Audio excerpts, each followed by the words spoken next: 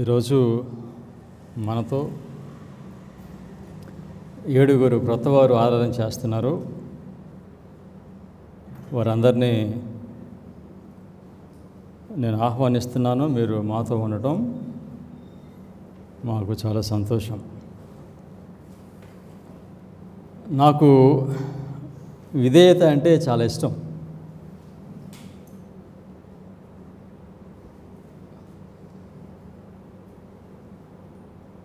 ఎంతవరకు దేవునికి నేను విధేయత చూపిస్తున్నాను అనే దాన్ని ప్రక్కన పెడితే నాకు విధేయత అంటే చాలా ఇష్టం. ఎందుకంటే నన్ను విమోచించిన దేవుడు, నన్ను పోషిస్తున్న దేవుడు, నన్ను నడిపిస్తున్న దేవుడు విధేయతను గురించి మాట్లాడుతున్నాడు. నాకు విధేయత అంటే చాలా ఇష్టం. నాకే కాదు, దేవునికి కూడా చాలా ఇష్టం. దేవునికి ఎంత ఇష్టం అంటే విధేయులైన వారందరినీ పరలోకానికి తీసుకుని వెళ్ళిపోతాడు వాళ్ళని. అంత ఇష్టం ఆయనకి.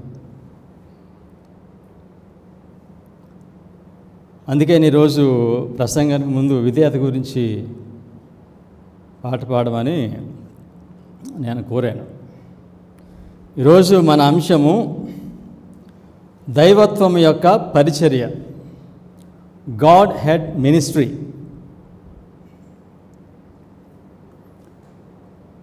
దేవుడు లోకమును ఎంతో ప్రేమించెను, కాగా తన అద్వితీయ కుమారునిగా పుట్టినవాని యందు విశ్వాసముంచు ప్రతివాడును నశింపక నిత్యజీవము పొందినట్లు ఆయనను అనుగ్రహించును.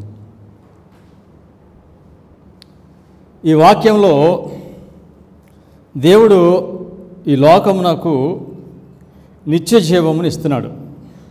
నిత్య జీవము అంటే మనిషి ఆయన చనిపోవాలి శాశ్వతంగా, కానీ మనిషి శాశ్వతంగా జీవించే జీవితాన్ని దేవుడు మనుషులకు ఇస్తున్నాడు. నిత్య జీవము అంటే మనిషి ఎప్పటికీ చనిపోకుండా శాశ్వత కాలము జీవించడం. దీన్నే ఒక మాటలో ఏమంటామంటే రక్షణ. రక్షణ అంటే నిత్య జీవము, దేవుని వలె ఆయన దూతల వలె ఎప్పటికీ చనిపోకుండా శాశ్వతముగా జీవించడం. మీరు రక్షణ పొందారా అనే ప్రశ్న చాలాసార్లు క్రైస్తవుల్ని అడుగుతారు.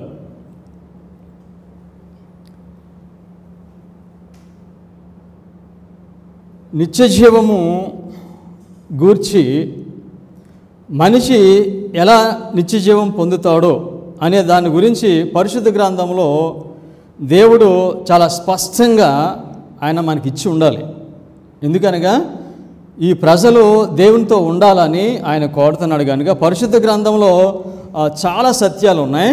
కానీ వీటన్నిటికంటే కూడా ప్రాముఖ్యంగా దేవుడు ఆయన ప్రజలకు చాలా తేటగా స్పష్టంగా మనిషి ఎలా రక్షించబడతాడో దాని గురించిన స్పష్టత పరిపూర్ణంగా పరిశుద్ధ గ్రంథంలో దేవుడు ఇచ్చాడు.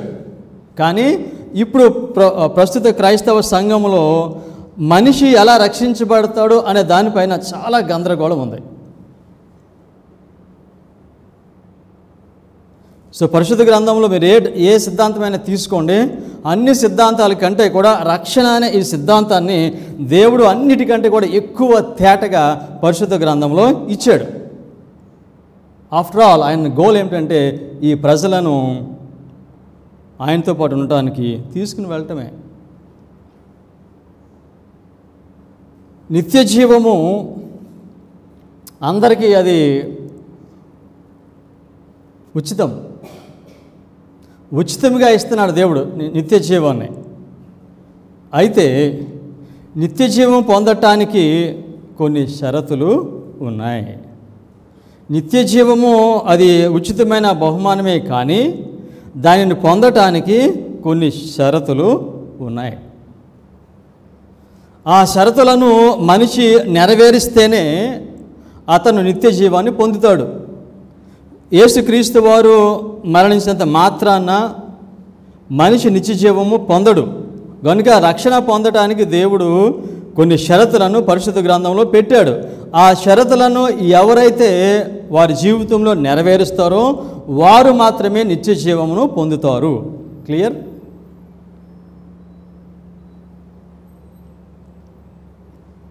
ఈరోజు ప్రవచన సారం నుండి నేను ఎక్కువ కొటేషన్స్ చదువుతాను, short కొటేషన్సే.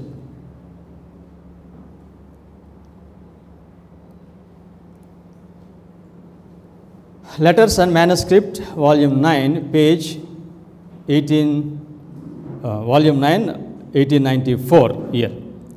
From Genesis to Revelation, the condition upon which eternal life is promised are made plain. నిత్యజీవము దేవుడు ఇస్తాడు. అది ఏ విధంగా ఇస్తాడు అనేది పరిశుద్ధ గ్రంథంలో ఆది కాండము నుండి ప్రకటన వరకు దాన్ని చాలా స్పష్టంగా ప్లెయిన్గా దేవుడు పరిశుద్ధ గ్రంథంలో పెట్టాడు. దీనిలో ఏమన్నాడంటే నిత్యజీవం పొందటానికి కొన్ని షరతులు ఉన్నాయి. ఆ షరతులను దేవుడు పరిశుద్ధ గ్రంథంలో మనకి స్పష్టంగా వాటిని తెలియచేస్తున్నాడు. కనుక నిత్యజీవం నాకు షరతులు ఉన్నాయి, వాటిని ప్రతి క్రైస్తవుడు నెరవేర్చాలి. మనిషి పాపం చేసినప్పుడు రెండిటిని ప్రాముఖ్యంగా కోల్పోయాడు. ఒకటి దేవునితో సంబంధము. దేవునితో సంబంధము మానవునికి తెగిపోయింది మనిషి పాపం చేసినప్పుడు. రెండవదిగా మానవుడు పాపం చేసినప్పుడు దేవుని యొక్క గుణశీలతను ఆయన పోగొట్టుకున్నాడు.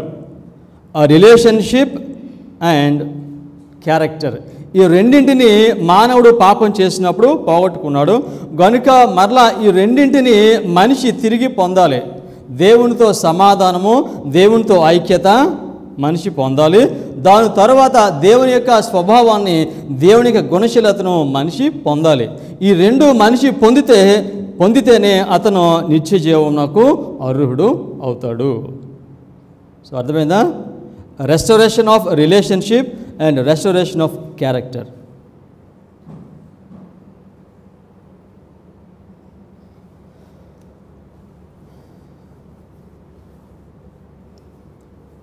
మానవుడు రక్షణ పొందే ఈ మార్గము దేవుడు మనకి మందిరంలో చూపిస్తున్నాడు. దేవుని యొక్క గుడారంలో మనకి ఈ రక్షణ యొక్క షరతులను, ఈ రక్షణ యొక్క మార్గాన్ని దేవుడు ఆయన ప్రజలకు బయలుపరుస్తున్నాడు. మందిరము గురించి మనం మాట్లాడినప్పుడు 3 భాగాలుగా ఉంది. ఆవరణము, బయట పరిశుద్ధ స్థలము, అతి పరిశుద్ధ స్థలము. ఆవరణంలో దేవుడు మనిషి యొక్క దోషమును నివారణ చేస్తాడు. దోషము లేని వానిగా దేవుడు మనిషిని తీరుస్తాడు. మనిషి పాపమును ఆయన ఆవరణంలో క్షమిస్తాడు. మనిషి పాపమును దేవుడు క్షమించినప్పుడు మనిషికి దేవునికి మధ్యన అడ్డుగా వచ్చేది ఏమిటి? పాపం అడ్డుగా వస్తుంది. కనుక దేవునికి మానవునికి మధ్యన పాపం అడ్డుగా ఉంది. కనుక ఈ అడ్డును దేవుడు తీసేస్తే అప్పుడు సమాధానం కలుగుతుంది, ఆ సంబంధము మరలా ఏర్పడుతుంది. కనుక 50 సంవత్సరాల వయసు ఉన్న నేను దేవునితో నాకు మరలా సంబంధం కావాలంటే 50 సంవత్సరాలు నేను చేస్తున్న పాపమునకు క్షమాపణ కలగాలి. ఆ క్షమాపణ పొందితేనే దేవునితో నాకు మరలా సమాధానం కలుగుతుంది, దేవునితో నాకు సంబంధము వస్తుంది. సో ఎంత ప్రాముఖ్యమైన సంగతి. నేను చేసిన పాపములన్నీ కూడా క్షమించబడి ఎన్నడూ కూడా పాపం చేయని వాడిగా దేవుడు నన్ను చూడాలంటే దానికి షరతులు ఏమైనా ఉన్నాయంటారా? జస్ట్ ఉట్కి ఎలా అంటే జస్ట్ యేసుక్రీస్తు వరకు వస్తే ఇవి ఆ రిలేషన్ వచ్చేస్తుంది అంటారు. సో ఒక ప్రశ్న అడుగుతున్నాను, సో ఎవరైనా దీనికి సమాధానం చెప్పండి. దేవుడు నీతి వస్త్రాన్ని ఇస్తాడు, వాగ్దానం చేశాడు. దేవుడు ఆయన ప్రజలకు నీతి వస్త్రాన్ని ఎప్పుడు ఇస్తాడు నీతి వస్త్రాన్ని? ఆవరణంలో ఉన్నప్పుడు ఇస్తాడా, లేకపోతే పరిశుద్ధ స్థలంలో ఇస్తాడా, లేకపోతే అతి పరిశుద్ధ స్థలంలో ఇస్తాడా నీతి వస్త్రాన్ని? ఎక్కడ ఇస్తాడు? సో నాకు మీ సమాధానం కావాలి. నాకు నీతి వస్త్రాన్ని ఇస్తానని వాగ్దానం చేస్తాడు. అది ఎప్పుడు ఇస్తాడు దేవుడు మనిషికి?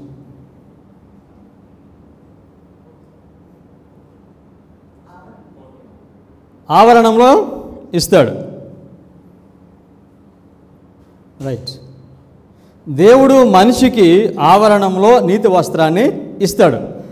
ఒక మనిషి నేను పాపం చేశాను ప్రభా అని ఆయన పాపమును ఒప్పుకొని పశ్చాత్తాపంతో ఆయన దగ్గరికి వచ్చినప్పుడు దేవుడు ఆ మనిషికి నీతి వస్త్రాన్ని ఇస్తాడు.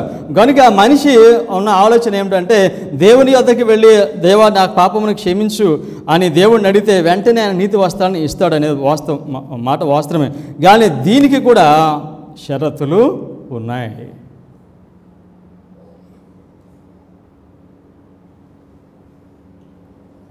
మరలా ఇంకొక స్టేట్మెంట్ చదువుదాం ప్రవచన సారం నుండి. దీనిని ఇంగ్లీష్లో ఏమన్నామంటే, ఒక మనిషి యొక్క పాపమును క్షమించి ఆ మనిషికి నీతి వస్త్రం ఇవ్వటము ఏమంటామంటే జస్టిఫికేషన్. ఆ మనిషిని పాపరహితుడిగా చేస్తున్నాడు. ఆయన పాపములన్నింటినీ కూడా అతను క్షమిస్తున్నాడు. కనుక అతనుకి దేవుడు నీతి వస్త్రాన్ని ఇస్తాడు. నీతి వస్త్రాన్ని ఇవ్వటానికి కండిషన్ ఏమున్నదో చూడండి ఇక్కడ. No man can cover his soul with the garment of Christ's righteousness while practicing known sins. ఏ మనిషి కూడా దేవుని యొక్క నీతి వస్త్రమును ఆయనకి తెలిసిన పాపమును చేస్తూ ఉండగా పొందడు. స్టార్ట్లింగ్ స్టేట్మెంట్ అండి. సో ప్రస్తుత ప్రపంచ క్రైస్తవ సంఘంలో ఉన్న అవగాహన ఏమిటంటే, విశ్వాసం ద్వారా రక్షించబడటానికి ఒకటే షరతు, అదేమిటంటే విశ్వాసం ఉంటే చాలు. సో దానికి నేను కూడా అంగీకరిస్తాను. కానీ వాస్తవం ఏమిటంటే విశ్వాసంలో ఏమున్నాయో తెలుసుకోవాలి మనం. విశ్వాసం అనేది ఒక్కటే కాదండి. విశ్వాసం అనే దానిలో చాలా ఉన్నాయి. సో కనుక అవన్నీ కలిస్తేనే అది విశ్వాసం అవుతుంది. ఆ విశ్వాసం అవి లేకపోతే అది విశ్వాసము కాదు. కనుక ఒక మనిషికి దేవుడు నీతి వస్త్రాన్ని ఇవ్వాలని అంటే ఏమని చెప్తున్నారు ఇక్కడ? నీతి వస్త్రాన్ని పొందాలంటే వైల్ ప్రాక్టీసింగ్ నోన్ సిన్, తెలిసిన పాపమును ఆ మనిషి చేస్తూ ఉంటే ఆ మనిషికి దేవుడు నీతి వస్త్రాన్ని ఇవ్వడు.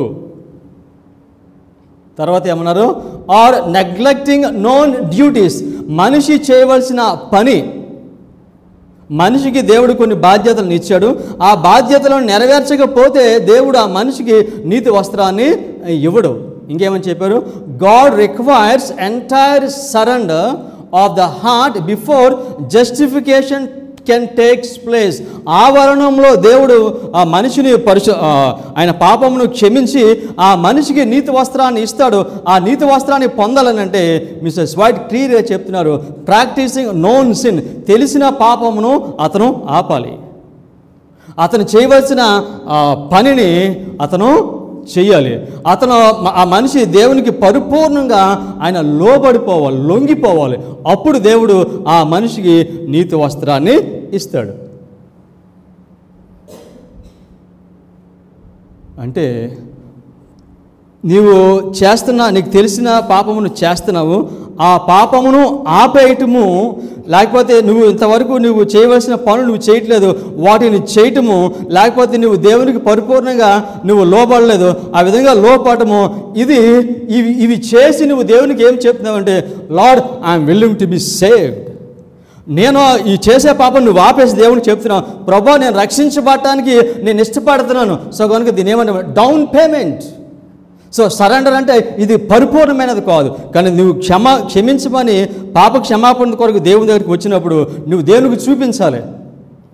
ఏం చేయాలి? నువ్వు ఏమైతే తెలిసిన పాపం చేస్తున్నావో దాన్ని ఆపి ఆయనకు చూపించాలి. ప్రభా నేను నీతో ఉండటానికి ఇష్టపడుతున్నాను, నేను రక్షణ పొందడానికి నేను ఇష్టపడుతున్నాను. నేను మిసెస్ వైట్ అన్నారు, ఏ మనిషి అయితే తెలిసిన పాపమును ఆపుతాడో, చేయవలసిన ఆ డ్యూటీని పనిని ఆయన చేస్తాడో, దేవునికి ఆయన పూర్తిగా లోబడిపోతాడో, ఆ మనిషికి దేవుడు ఏమిస్తాడు?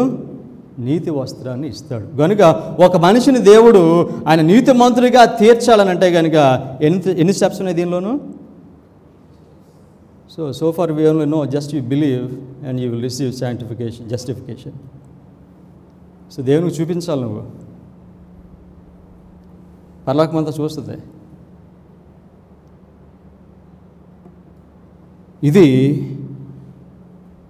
మొదటి అడుగు, మొదటి షరతు రక్షణలో. వాస్తవం ఏమిటంటే మనిషి మొదటి అడుగుతోనే ఆ మనిషి రక్షించబడడు. మనుషుడు ఆ నీతిమంతుడిగా తీర్చబడటం ద్వారానే మనిషి రక్షించబడడు.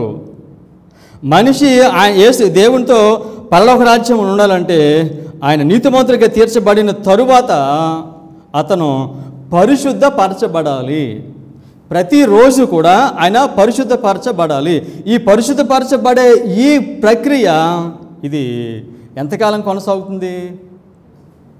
Life time. ఒక మూమెంట్ కాదు, లేకపోతే ఒక గంట కాదు, లేకపోతే ఒక రోజు కాదు. ఇది లైఫ్ టైం ప్రాసెస్. ప్రతిరోజు కూడా మనిషి పాపం విషయంలో ఆయన చనిపోవాలి. ప్రతిరోజు కూడా ఆయన పరిశుద్ధపరచబడుతూ ఉండాలి. ఆయన పరిశుద్ధపరచబడటం అనేది ఇది లైఫ్ టైం ప్రాసెస్. సో కనుక అవగాహన ఏమిటనంటే విశ్వాసం ద్వారా కృపచేతన రక్షించబడతావు. ఈ రెండు మాత్రమే ఈ యొక్క రక్షణకి షరతులు అని క్రైస్తవులు అనుకుంటున్నారు. సో కనుక దేవుడు ఎంతో ప్లెయిన్గా ఈ రక్షణ మనిషి ఎలా పొందుతాడో పరిశుద్ధ గ్రంథంలో మనకు స్పష్టంగా తెలియచేశాడు. కానీ ఈ గందరగోళాన్ని అపవాది ఆయన సృష్టించాడు.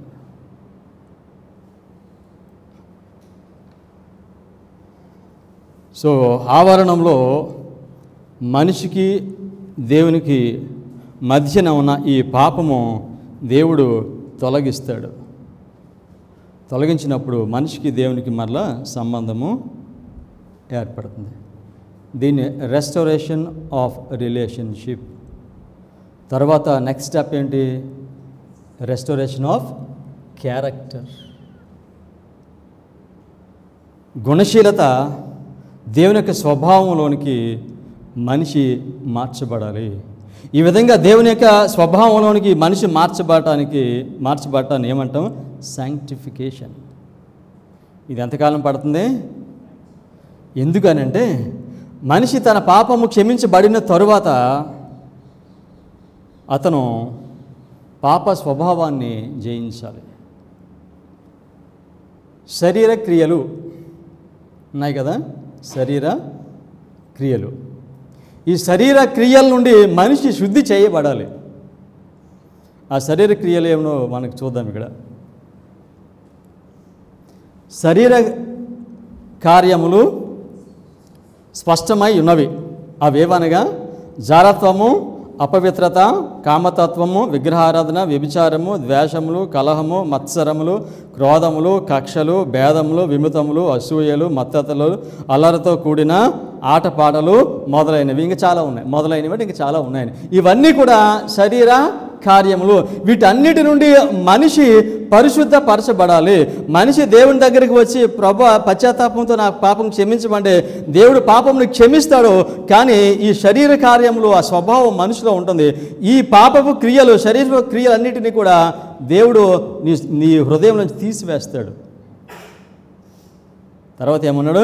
వీటిని గూర్చి నేను మునుపు చెప్పిన ప్రకారము ఇట్టి వాటిని చేయవారు దేవుడి రాజ్యమును స్వతంత్రించుకొనరని మీతో స్పష్టంగా చెప్పుచున్నాను. వీటిలో చాలా ఉన్నాయి. దీనిలో ఏదైనా ఒక దాన్ని మనిషి కొనసాగిస్తూ ఉంటే ఆ మనిషి అంటున్నాడు, నేను స్పష్టంగా చెప్తున్నాను, దేవుని లేదండి దీనిలో, ఇంకా నో కన్ఫ్యూజన్. సో ఎవరైనా ఈ శరీర కార్యములు ఎవరైనా చేస్తే వారు స్పష్టంగా దేవుని రాజ్యమును వారు స్వతంత్రించుకొన నేరరు. అపవాది మనుషులకి ఇచ్చిన ఆస్తి ఇది. సాతానుడు ఈ భూమికి ఇచ్చిన ఆస్తి.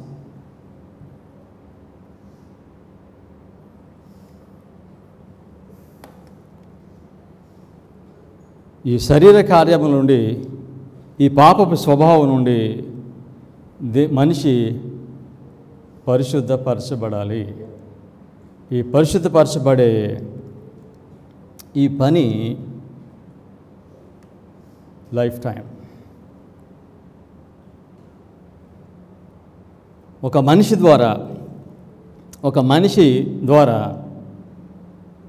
ఈ పరిశుద్ధపరిచే ఈ పని దేవుడు ఎలా చేస్తాడో బయలుపరుస్తున్నాడు ఒక మనిషి ద్వారా.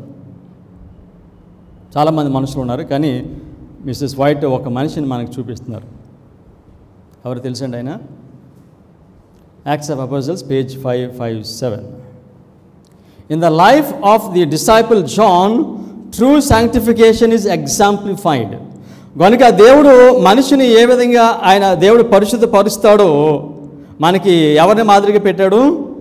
యోహానును ఆయన మాదిరిగా పెట్టాడు. కనుక యోహాను యొక్క లైఫ్ స్టోరీ, ఆయన జీవితాన్ని మనం చూస్తే దేవుడు మనిషిని ఏ విధంగా ఆయన పరిశుద్ధపరుస్తాడో మనకు తెలియచేస్తున్నాడు యోహాను ద్వారా. యోహాను పెంతెకోస్తు దినమందు పెంతెకోస్తు దినమందు పరిశుద్ధాత్మను పొందాడు. ఆయన ప్రకటన గ్రంథంలో ఆయన ఉన్నానని చెప్పాడు. అంటే పెంతెకోస్తు దినమందు ఆయన చనిపోయేంత వరకు కూడా ఆయన పైన ఎవరు పనిచేస్తున్నారు? పరిశుద్ధాత్ముడు పనిచేస్తున్నాడు. సో అందుకే చెప్తున్నాడు, యోహాను ద్వారా నేను మనుషులను ఏ విధంగా ఏ విధంగా పరిశుద్ధపరుస్తానో అనే దాన్ని తెలియచేస్తున్నాడు. పెంతెకోస్తు దినమందు యోహాను సువార్త బోధించాడు. ప్రకటన గ్రంథమందు పద్మోస్ ద్వీపంలో ఏం బోధించాడు? ఆయన ప్రవచనం బోధించాడు.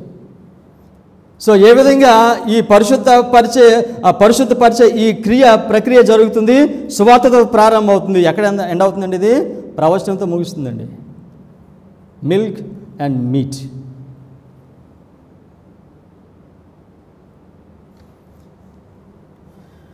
ఈ పరిశుద్ధపరిచే ఈ పని కేవలము దేవునిదే. మనిషిని పరిశుద్ధపరిచే ఈ పని కేవలము దేవునిదే.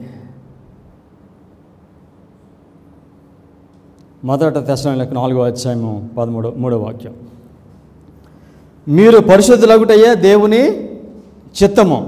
ఇంగ్లీష్లో for this is the will of God even your sanctification. మీరు పరిశుద్ధపరచబడటము దేవుని యొక్క చిత్తము. మీరు పరిశుద్ధపడటము దేవునికి ఇష్టము. సో మనుషులను పరిశుద్ధపరిచే పని ఎవరు తీసుకున్నారు? దేవుడు తీసుకున్నాడు. కనుక దేవుడు మనుషులను పరిశుద్ధపరచాలని అంటే దానికి ఏమైనా షరతులు ఉన్నాయంటారా? ఇది ఫ్రీయా? షరతులు ఉన్నాయి. మనుషులకి షరతులు ఇష్టం ఉండదండి, ఫ్రీగా వచ్చేయాలంతా.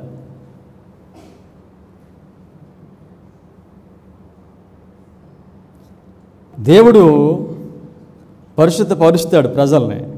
అది ఆయన పని, అది ఆయన చిత్తము. దానికి ఉన్న షరతులు. సో మనం ముగింపుకి వెళ్ళిపోయి శ్లోక అంతంలో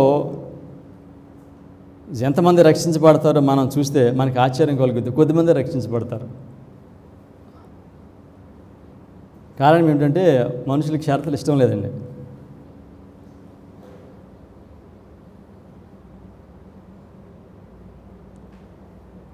దేవుడు పరిశుద్ధపరుస్తాడు మనిషిని, అది ఆయన పని. ఏ విధంగా పరిశుద్ధపరుస్తాడో కొన్ని చాలా ఉన్నాయి, అన్నీ తెలిసినవి కాదు, కొన్ని ప్రాముఖ్యమైనవి మనం నేర్చుకుందాం. Acts of apostles page 560. Those who would gain the blessing of sanctification must first learn the meaning of self-sacrifice.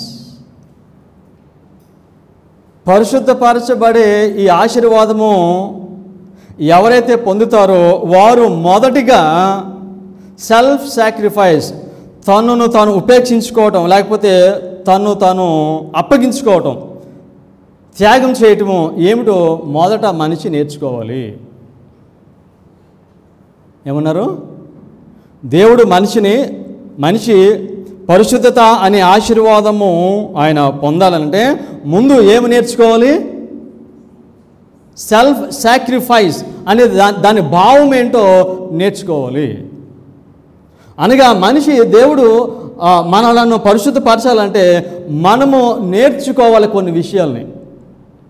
ప్రేమ అంటే ఏమిటో నేర్చుకోవాలి, త్యాగం అంటే ఏమిటో నేర్చుకోవాలి, సహనం అంటే ఏమిటో నేర్చుకోవాలి, స్వార్థం అంటే ఏమిటో నేర్చుకోవాలి.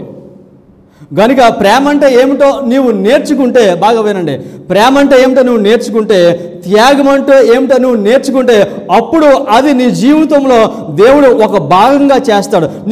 నీకు ప్రేమ అంటే ఏమిటో తెలియకపోతే ఆ ప్రేమ నీ జీవితంలో ఎప్పుడూ భాగమై ఉండదు. ఎందుచేత పరిశుద్ధ గ్రంథాన్ని చదవాలి? నువ్వు త్యాగం అంటే ఏమిటో మనిషి తెలుసుకోవాలి. నీకు తెలియకుండా పరిశుద్ధాత్మ నీతో ఎలా పనిచేస్తాడో నీకు ఏం బోధిస్తాడు ఆయన?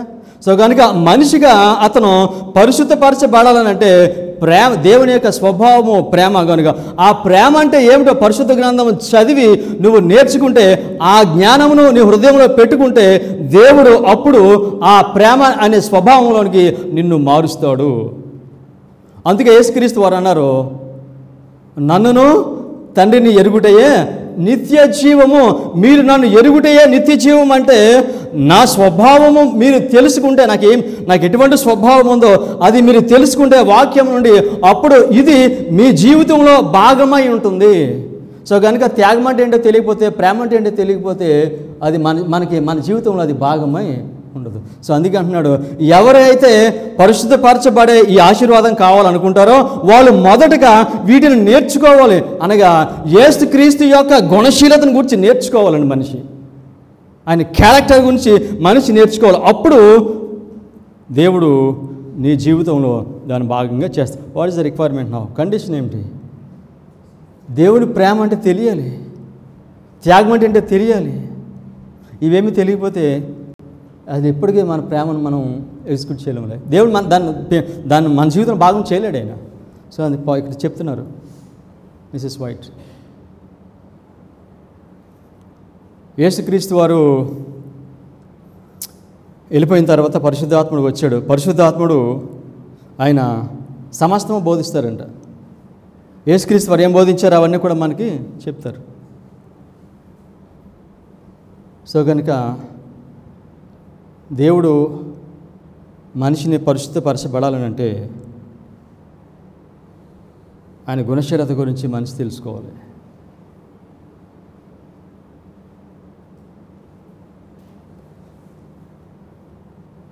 మనిషి చేయవలసిన పని టేక్ బైబిల్, రీడ్, ప్రార్థన చేసి చదువుదాం. మనం దేవుని యొక్క గుణశీలత ఏంటో దేవుడు మనకు చూపిస్తాడు. అప్పుడు అది మన జీవితంలో దేవుడు భాగంగా చేస్తాడు.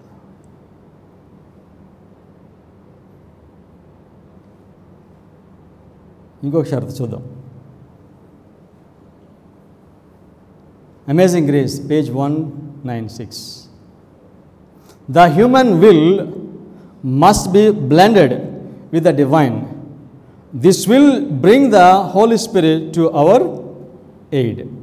అనగా మానవుని చిత్తము దేవుని చిత్తముతో అది మిళితమైపోవాలి.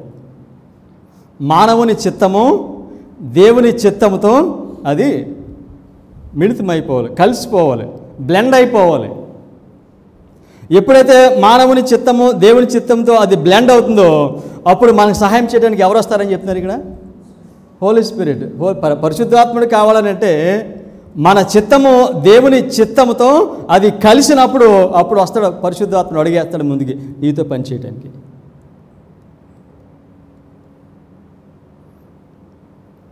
సో సింపుల్గా అర్థం చేసుకోవడానికి సింపుల్గా, సో దేవుని చిత్తము విశ్రాంతనం, మానవ చిత్తం ఇంకోటి.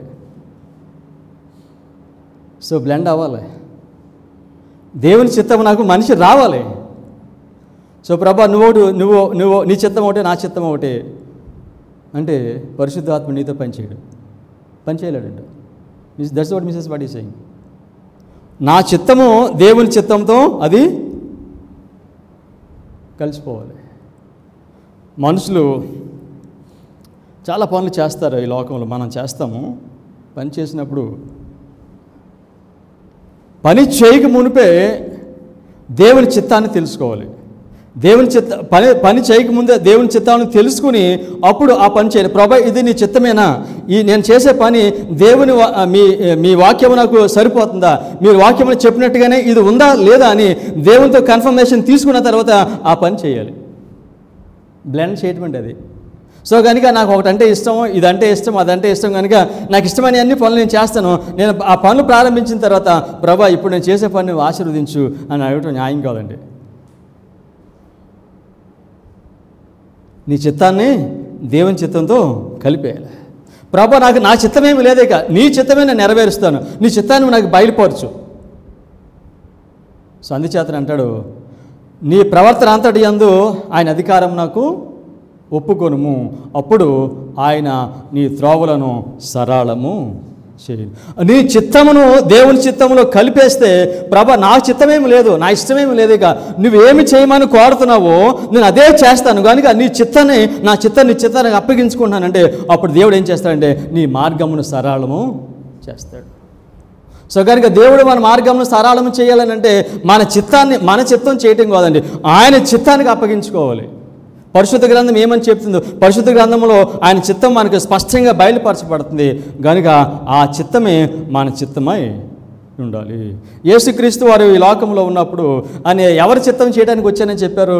ఆయన కూడా దేవుడే, ఆయన కూడా పూర్తిగా దేవుడు, పూర్తిగా మానవుడు. సో కనుక ఈ లోకానికి వచ్చినప్పుడు నా తండ్రి చిత్తమును చేయడానికి నేను వచ్చాను అని చెప్పారు. సో ప్రతి క్రైస్తవుడు ఏం చెప్పాలంటే నేను నా తండ్రి చిత్తాన్ని చేస్తాను నేను, అప్పుడు పరిశుద్ధాత్ముడు మనకు సహాయం చేయటానికి వస్తాడు.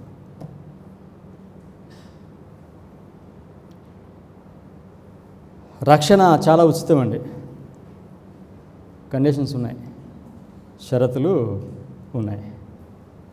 ఇంకొకటి చదువుదాం.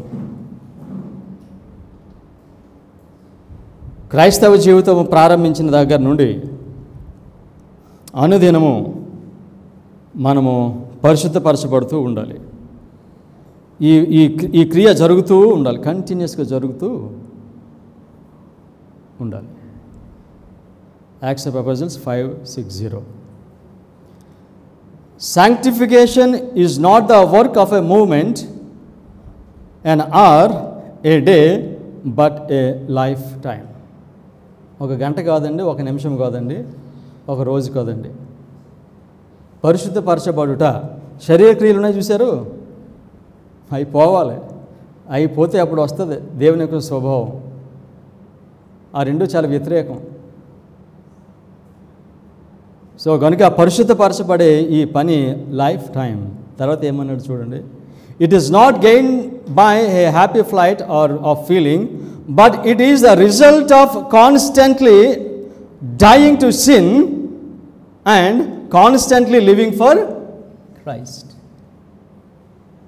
ఎడతెగక పాపం విషయంలో చనిపోవటము, ఎడతెగక దేవుని కొరకు, యేసుక్రీస్తు కొరకు జీవించటము. పరిశుద్ధపరచబడుట అంటే ఏమిటంటే ప్రతిరోజు పాపమునకు చనిపోవటము, ప్రతిరోజు దేవుని కొరకు జీవించటము, యేసుక్రీస్తు కొరకు జీవించటము. యేసుక్రీస్తు కొరకు మనము జీవించడానికి మనం తీర్మానం చేసుకుంటే, మనం జీవిస్తూ ఉంటే అప్పుడు ఏమన్నాడు దాన్ని పరిశుద్ధపరచబడుట. తర్వాత అన్నాడు, wrongs cannot be rated nor reformation wrought in the character by a feeble intermittent efforts. So కనుక ఈ దిద్దుబాటు అనేది అది ఈ మధ్య ఎక్కువ ఉపయోగిస్తాను, అంతకుముందు ఈ వర్డ్ నాకు తెలియదండి. ఇంటర్మిటెంట్ అనేది తెలియదు నాకు, ఫాస్టింగ్ చేసినప్పుడు తెలిసింది. ఇప్పుడు ఎక్కువ మంది ఉపయోగిస్తారు ఇంటర్మిటెంట్ ఫాస్టింగ్. ఓహో, ఏంటి ఇంటర్మిటెంట్ ఫాస్టింగ్ అర్థం ఏంటి? కొంచెం బ్రేక్ ఇస్తాడు తినడానికి, కొంచెం బ్రేక్ ఇస్తాడు. ఏంటో చెప్తున్నాడు, విశేష బట్టి చెప్తున్నారు, పరిశుద్ధపరచబడ్డ బ్రేక్ లేదంట. ఆ దిద్దుబాటుకి బ్రేక్ లేదు, కొంత బ్రేక్ తీసుకుందాంలే. సో కనుక నువ్వు ఎడతెగకుండా నువ్వు ఎఫర్ట్ పెట్టకపోతే, నీ ప్రయత్నం పెట్టకపోతే రిఫర్మేషన్ దిద్దుబాటు లేదు. సో కనుక ఏమిటి దీనికి షరతు అంటే, కండిషన్ ఏమిటంటే నువ్వు ఎఫర్ట్ పెట్టాలి, నీ ప్రయత్నం నువ్వు చేయాలి. మనిషి చేయవలసిన ప్రయత్నము ఆయన ఎలా చేయాలి? ఎడతెగకుండా చేయాలి. So my brothers and sisters, పరిశుద్ధపరచబడుట అంటే అది ఏదో ఒక ఫీలింగ్ కాదండి, అది ఏదో ఒక ఊహ కాదండి. అది పరిశుద్ధపరచబడటం అనేది ఫుల్ ఆఫ్ యాక్టివిటీ. సో ఎంతమంది యాక్టివిటీ ఉంటుందో తెలుసా దానిలోనూ చెప్తాను కొద్ది నిమిషాల్లో. ఈ పరిశుద్ధపరచబడే అనేది ఇది ఫుల్ ఆఫ్ యాక్టివిటీ. ఈ యాక్టివిటీలో ఎవరెవరు ఉంటారో మనం చూడబోతున్నాము. కనుక దీనిలో అన్నాడు ఫీబల్ ఇంటర్మీడియట్ ఎఫర్ట్స్, అంటే బలహీనమైన ప్రయత్నం వలన ఆ మనిషికి దిద్దుబాటు రాదు, ఆ మనిషి ఆ పరిశుద్ధపరచబడడు. సో కనుక ఫీబల్ ఇంటర్మీడియట్, కొంతసేపు చేసి కొంతసేపు ఆపేయటం కాదండి. తర్వాత ఇంకేమన్నారు, it is only by long persevering effort, ప్రయత్నము.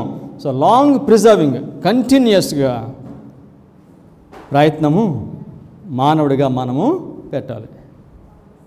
మానవ ప్రయత్నము మానవుడు చేయవలసింది, ఆ ప్రయత్నము కంటిన్యూస్గా అతను పెట్టాలి.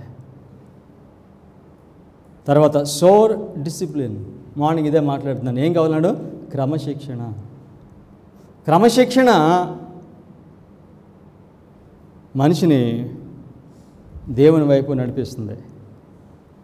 చేయవలసిన పనులు చేయాలి, చేయకుండా పనులు మానేయాలి. And stern conflict that we shall overcome. తర్వాత ఏమన్నారండి? Sanctification is a result of lifelong obedience. పరిశుద్ధపరచబడటము అనేది అది రిజల్ట్ ఆఫ్ విధేయత చూపించడం వల్ల పరిశుద్ధత కలుగుతుంది. Sanctification is the result of lifelong obedience.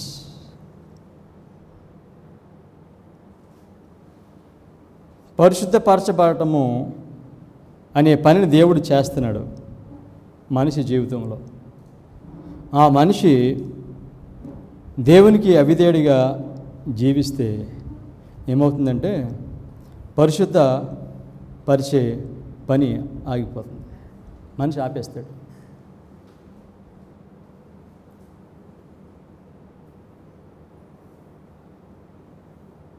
Life long obedience.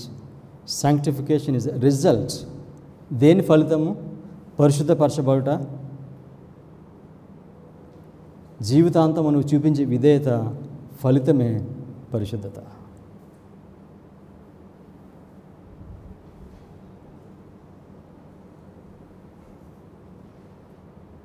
Acts of Apostles, page 559. He gave his son to die for them, that they might be sanctified through disobedience to the truth.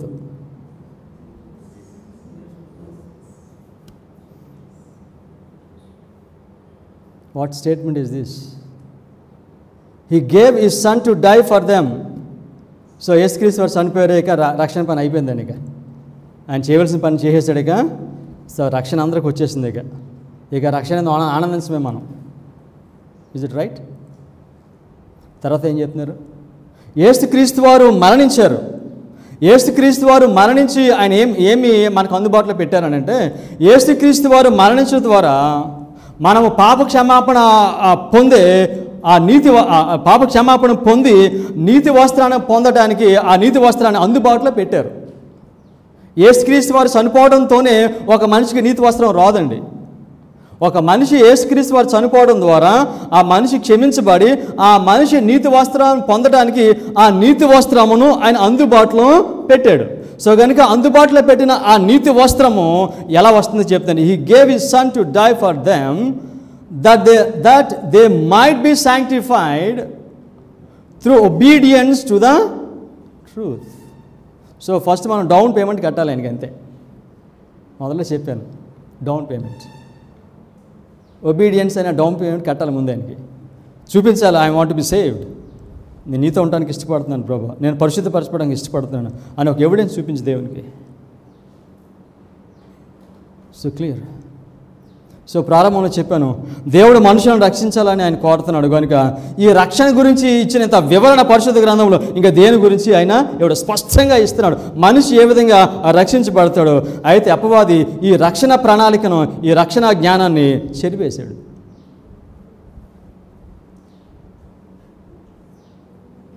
కనుక యేసుక్రీస్తు వారు మన కొరకు మరణించి ఈ రక్షణ, ఈ యొక్క నీతి వస్త్రాన్ని అందుబాటులో పెట్టాడు.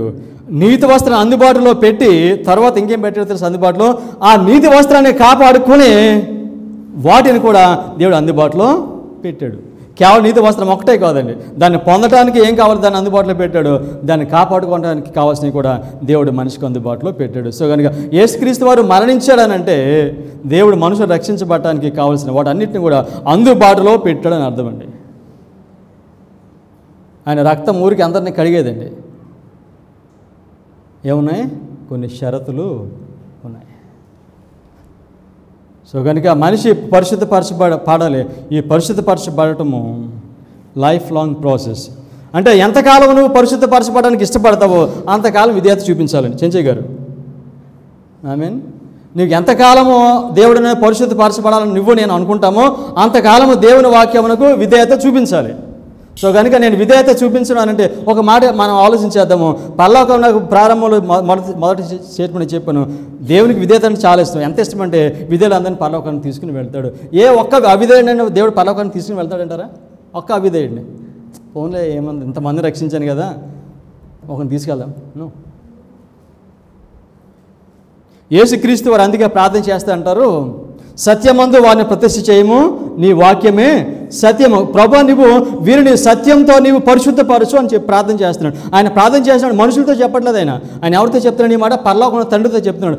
తండ్రి, నువ్వు ఈ ప్రజలను నీ సత్యంతో పరిశుద్ధపరచు అనగా దేవుడు మనుషులను ఏ విధంగా పరిశుద్ధపరుస్తాడనంటే సింపుల్ మెథడ్. ఆయన సత్యంతో దేవుడు ఆయన మనుషులను ఆయన పవిత్రపరుస్తాడు, పరిశుద్ధపరుస్తాడు. కనుక పరిశుద్ధపరిచే ఈ పని వాక్యం ద్వారా జరుగుతుంది.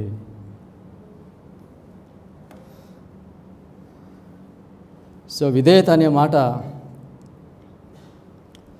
అంత అనుకూలంగా, అంత ఇష్టంగా ఉండదు. కానీ పరిశుద్ధపరచబడాలంటే విషయం తెలుసండి, విధేయత ఎలా చూపించాలి తెలుసా? అనుకుంటారు ఈయన విధేయత చూపించకపోతే ఊరుకునే లేడండి దేవుడు. విధేయత చూపించకపోతే ఈయన ఊరుకునేలా లేడు ఈయన. సో ఆయన విధేయత ఆయనకి ఇచ్చేదే పోతుందిగా, అది కాదండి. కొంతమంది మనుషులు మనం డీల్ చేస్తున్నప్పుడు సో వాళ్ళకి ఇచ్చేసేయాలి, ఇక ప్రాబ్లం పోవాలండి. సో కనుక దేవుడు విధేయత అడుగుతున్నాడు కనుక ఆయనకి ఇచ్చేద్దాం, ఇక ఏదే విధంగా 10 ఆజ్ఞలు గాయకొందాం మనం ఇక. సో ఆయన అడుగుతున్నాడు కదా, అది కాదండి. మిసెస్ బట్టి చెప్తున్నారు, Review and Herald March 17, 1891, we are not only to assent to the truth but we are to yield joyful obedience to its requirement. సంతోషంతో దేవుని విధేయత చూపించాలి. సో విధేయత అనేది అందుకే అంతకుముందు ప్రసంగంలో చెప్పాను, విధేయత అని అంటే క్రైస్తవునికి అది సంతోషం కావాలి. విధేయత అనే మాట ఆనందం ఇవ్వాలి, విధేయత అనే మాట. సో కనుక ఆ విధేయత అనేది సంతోషం అయినప్పుడే ఆ మనిషి దేవునికి సంతోషంగా విధేయత చూపిస్తాడు. సో నువ్వు విచారంతో బాధతో నువ్వు విశ్రాంతి గాయకుండానికి వస్తే దేవుడు చెప్పాడు కదా పని చేద్దన్నాడు, ఇంకా ఏం చేద్దామని మరి దేవుడు చెప్పాడు కదా. సో నష్టం వచ్చినా పర్వాలేదు, శాబత్కి వెళ్దాం, వెళ్ళి వర్షిప్ చేద్దాం, ఆయన మాట చేద్దాం, అలా చేస్తే చేయనట్టు లేకండి. దేవుని దగ్గరికి విధేయత, ఆయన సంతోషంతో ఆనందంతో ఆయన విధేయత చూపించాలి. Joyful obedience, not only obedience. ఆనందమైన సంతోషకరమైన విధేయత దేవునికి చూపించాలి. సో ఎందుకు దేవుడు విధేయత అడుగుతున్నాడు? ఆల్రెడీ నేను చెప్పాను. ఎందుకు దేవుడు విధేయత అడుగుతున్నాడు అంటే దేవుడు మనిషిని ఎలా పరిశుద్ధపరుస్తాడు? విధేయత ద్వారా శుద్ధి చేస్తాడు. విధేయత ద్వారా శుద్ధి చేస్తాడు. మనిషిని దేవుడు ఆయన యొక్క స్వభావంలోనికి మారుస్తాడు వాక్యం ద్వారా. వాక్యం ఎవరు? ఎందుకు దేవుడు వాక్యం ద్వారా పరిశుద్ధపరుస్తున్నాడు? వాక్యం ఎవరు? యేసుక్రీస్తు వారు. కనుక యేసుక్రీస్తు వారి స్వభావంలో నేను మార్చాలంటే దేవుడు వాక్యం కాకుండా ఇంకేం ఉపయోగిస్తాడు? వేరేదాన్ని ఉపయోగిస్తాడంటారా అఖిల్? దేవుడు మనిషిని పరిశుద్ధపరచబడాలని అంటే, ఆయన స్వభావం మార్చాలంటే ఆయన వాక్యం ద్వారా పని చేస్తాడు, వేరేదంతా పని చేయడండి ఆయన. సో కనుక దేవుడు ఎందుకు విధేయత చూపించమని అడుగుతున్నాడనంటే, ఆయన నిన్ను ఆయన స్వభావానికి మారుస్తాడు, అందుకు అడుగుతున్నాడు ఆయన విధేయత. Review and Herald April 19, 1906. Obedience to the truth will sanctify the soul. Obedience to the truth will sanctify the soul. సత్యమునకు విధేయత చూపించడము అది మనిషి యొక్క హృదయాన్ని అది స్వస్థపరుస్తుంది, శుద్ధి చేస్తుంది. ఎందుకనగా వాక్యం ఎవరై అన్నారు? వాక్యం యేసుక్రీస్తు వారే అన్నారు. కనుక ఈ హృదయాన్ని ఆయన శుద్ధి చేయాలంటే దేంతో శుద్ధి చేస్తాడు? వాక్యం ద్వారానే శుద్ధి చేస్తాడు ఆయన, సత్యం ద్వారానే శుద్ధి చేస్తాడు ఆయన. సో కనుక ఆ సత్యమునకు నువ్వు విధేయత చూపించినప్పుడు దేవుడు ఆ సత్యం చేత నిన్ను శుద్ధి చేస్తాడు. Okay, obedience to the truth will sanctify the soul, making men and women Christ like in thought, word and deed. యేసుక్రీస్తు వలె ఆలోచించడము, యేసుక్రీస్తు వలె మాట్లాడము, యేసుక్రీస్తు వలె చేయటము. సో యేసుక్రీస్తు వారి వలె మనం ప్రవర్తించడం, క్రీస్తుని పోలి నడుచుకోవటం. సో కనుక క్రీస్తుని పోలి నడుచుకోవటం అనేది అది ఎలా జరుగుతుందని అంటే దేవుడు దాన్ని సత్యం ద్వారా చేస్తున్నాడు. సత్యం ఎవరైనారు? యేసుక్రీస్తు వారు అన్నారు. కనుక వాక్యం ద్వారానే దేవుడు మనుషులను పరిశుద్ధపరుస్తాడు.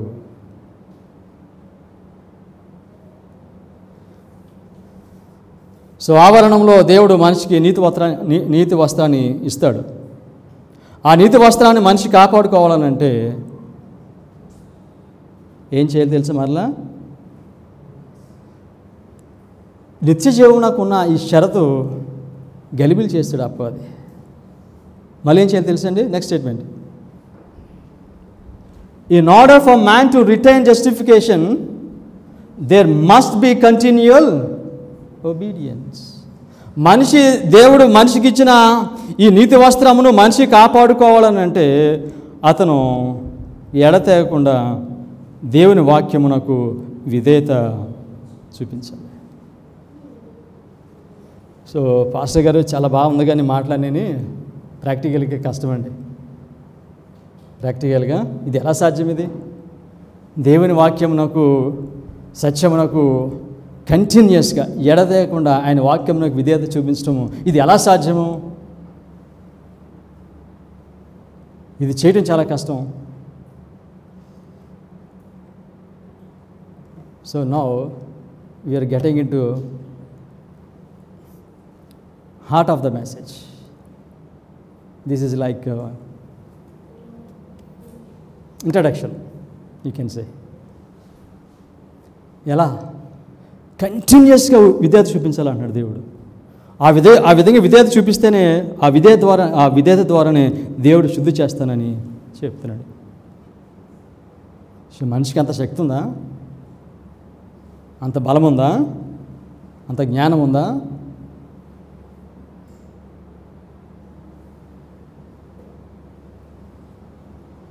నేను అనుకుంటున్నాను ఈ వాక్యం సిద్ధపడుతూ దేవుడు ఇస్తున్నాడు వాక్యం.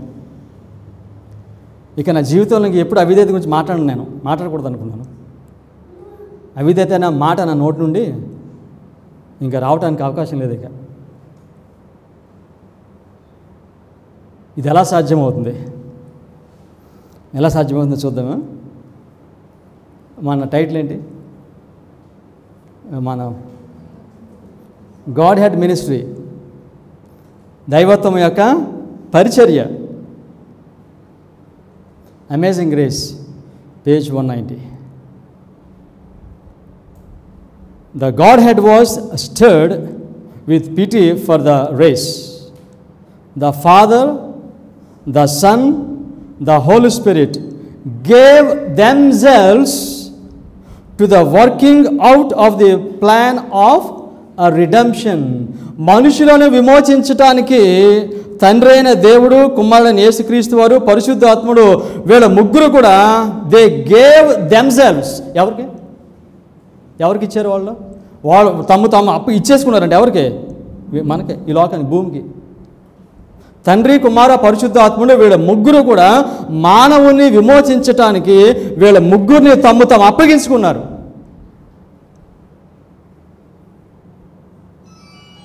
సో కనుక మనిషిని విమోచించే పని ఎవరిది? ఇప్పుడు ఎవరి పనిది? దేవుని యొక్క పని. ఈ విశ్వమంతటిని మాట చేత సృష్టించిన ఈ దేవుడి దైవత్వము ఈ మానవుని రక్షించడానికి, విమోచించడానికి తమ్మును తాము అప్పగించుకున్నారు. బాప్తిసం తీసుకున్నప్పుడు బాప్తిసం ఎలా ఇస్తాం తెలుసా? తండ్రి, కుమార, పరిశుద్ధాత్మ నామమున బాప్తిసం ఇస్తాం. ఎందుకు తండ్రి, కుమార, పరిశుద్ధాత్మను బాప్తిసం ఇస్తామో తెలుసా అండి? దేవుడు అన్నాడు, నువ్వు బాప్తిసం తీసుకున్నావో నీతో ముగ్గురు పనిచేస్తారు. దైవత్వం నీతో పనిచేస్తుంది. ఒకసారి విజయవాడలో బాప్తిసం ఇస్తుంటే ఒక ఆయన వచ్చాడు, మీరు కేవలం యేసుక్రీస్తు నామమున బాప్తిసం ఇవ్వాలని, తండ్రి పరిశుద్ధాత్మ పేరుని ఇవ్వద్దని చెప్పాడు ఆయన. ఒక చర్చ్ సెవెంత్ అడ్మినిస్ట్రేషన్ మెంబర్ నా దగ్గరికి వచ్చి, దేవుడు ముగ్గురు ద్వారా బాప్తిసం ఎందుకు ఇమ్మంటున్నాడు? నువ్వు రక్షించబడటానికి, రక్షణను కొనసాగటానికి ఈ ముగ్గురు నీ కొరకు పనిచేస్తారు. God head ministry. దైవత్వం అంతా కూడా నేను రక్షించడానికి వారు నిన్ను రక్షించడానికి కొరకు పనిచేస్తున్నారు. అందుచేత బాప్తిసం తీసుకున్నప్పుడు తండ్రి, కుమార, పరిశుద్ధాత్మ నామమున బాప్తిస్మము తీసుకుంటున్నాం.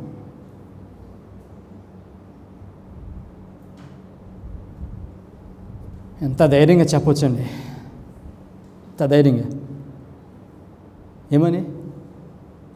దేవుని యందు విశ్వాసంతో, ఆ నమ్మకంతో ధైర్యంగా చెప్పొచ్చు, నేను దేవుని వాక్యమునకు విధేయుడిగా నేను జీవించగలుగుతాను.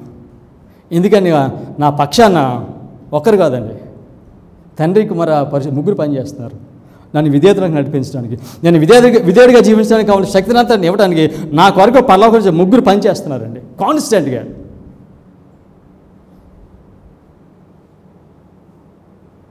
You have that confidence Padmini? ఆ నమ్మకం ఉందా? ముగ్గురు ఈ దైవత్వము నా కొరకు, నీ కొరకు పనిచేస్తున్నాడు, నా కొరకు పనిచేస్తున్నాడని ఆ కాన్ఫిడెన్స్, ఆ నమ్మకం ఉందా? ఆ నమ్మకం ఉంటే ప్రభువా ధైర్యంగా నీ మాటకు నేను విధేయత చూపిస్తాను, ప్రతి మాటకు విధేయత నేను చూపిస్తాను. కాన్ఫిడెన్స్. మీరు చెప్పారు మా విమోచన కొరకు ముగ్గురు పనిచేస్తున్నారు, ఇంకా నేను విధేయత చూపించలేను, నాకు కష్టం అనుకుంటే నేను దేవుని యొక్క దేవుణ్ణి నేను అవమానపరుస్తున్నాను. ఇంకా సందేహం లేదు. ఇంకా పరిశుద్ధ గ్రంథంలో ఎటువంటి పరీక్ష అయినా పెట్టనివ్వండి, ఎంత కఠినమైన టెస్ట్ అనే ఇవ్వండి, అది సాధ్యమవుతుంది. కారణం ఏమిటంటే మన కొరకు ఇంకొకరు ఉన్నారండి, కేవలం ముగ్గురే కాదు, ఏంజల్స్ కూడా. మన రక్షణలో ఆ స్టేట్మెంట్ చదవట్లేదు నేను. మన కొరకు పనిచేస్తున్నారండి, మానవుని రక్షించడానికి, విధేయత నడిపించడం కొరకు దైవత్వము మన కొరకు పనిచేస్తున్నారు. 2వ తెస్సలోనికైయులకు 2వ అధ్యాయం 13వ వాక్యం. ప్రభువు వలన ప్రేమింపబడిన సహోదరులారా, ఆత్మ మిమ్మును పరిశుద్ధపరచడం వలన, ఎవరు పరిశుద్ధపరుస్తున్నారు? ఆత్మ మిమ్మును పరిశుద్ధపరచడం వలన మీరు సత్యమును నమ్ముట వలన రక్షణ పొందుటకు. ఈ రక్షణలో ఇద్దరు మనుషులు చూపిస్తాడు దేవుడు ఇక్కడ. రక్షణ అని అంటే అది ఒక మనిషి చేసే పని కాదు. రక్షణ అంటే ఒక మనిషి చేసే పని కాదు. ఆ రక్షణ అంటే ఇద్దరు మనుషుల యొక్క ప్రయత్నము కలయికే రక్షణ. పరిశుద్ధాత్ముడు నీవు, దైవత్వము నేను, ఈ రెండు కలిస్తేనే రక్షణ, ఈ రెండు కలిస్తేనే నీతి వస్త్రము, ఈ రెండు కలిస్తేనే పరిశుద్ధపరచబడే క్రియ. వన్ మ్యాన్ షో కాదండి ఇది. మనిషి ఒక్కడే దాన్ని చేయలేడు. మనిషిని తీసేస్తే దేవుడు ఒక్కడే పని చేయలేడు. చేయగలడంటారా? చేయడు దేవుడు పని. సో కనుక దీనిలో చెప్తాడు రక్షణ అంటే ఏమిటో దీనిలో మనకి వాక్యం తెలియచేస్తున్నాడు. ఆత్మ మిమ్మును పరిశుద్ధపరచుట వలన. సో కనుక మన పరిశుద్ధపరిచే పని ఎవరిదంటే దైవత్వంది. దీనిలో ఈ దైవత్వంలో ప్రధానంగా ఎక్కువ పాత్ర పోషించేది ఇప్పుడు పరిశుద్ధాత్ముడు, యాక్టివ్ రోల్ భూమి మీద. సో వాళ్ళిద్దరు తండ్రి పరలోకంలో ఉన్నారు, యేసుక్రీస్తు వారు పరలోకంలో పరిచయం చేస్తుంటే ఈ భూమి మీద పరిశుద్ధాత్ముడు పరిచర్య చేస్తున్నాడు. ఆకాశము, పరలోకము, ఆ భూమి, ఈ రెండు కలిస్తే అప్పుడు రక్షణ. ఎందుకు ఇద్దరు పైన పని చేస్తున్నారు, ఒక ఆయన కింద పని చేస్తున్నారు ఆయన? పరలోకము, భూమి, ఈ రెండు కలయిక రక్షణ. యేసుక్రీస్తు వారు శిలువలో మరణించారు, ఆటోమేటిక్గా రక్షణ కాదండి ఇది.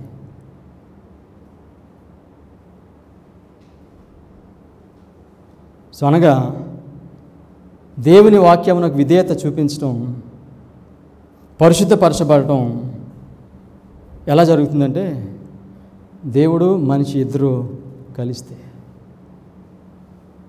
కలిస్తేనే జస్టిఫికేషన్. యేసుక్రీస్తు వారు పూర్తిగా దేవుడు, పూర్తిగా మానవుడు.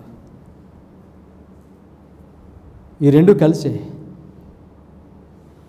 రక్షణ కలిగింది. కనుక ఈ పని,